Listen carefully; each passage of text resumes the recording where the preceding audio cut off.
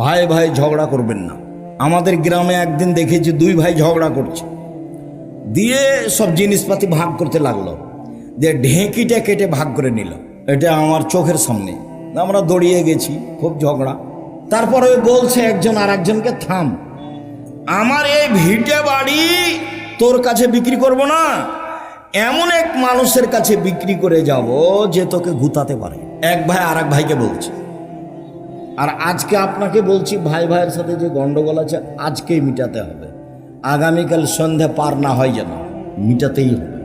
এবং আপনাকে তার হাত ধরে এই সম্পর্ক গড়তে হবে।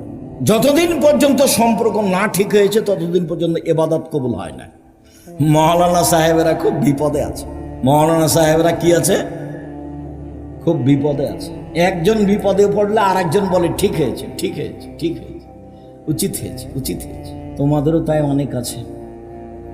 ভাইজান, আপনাকে সতর্ক করছে, খুব সাবধান।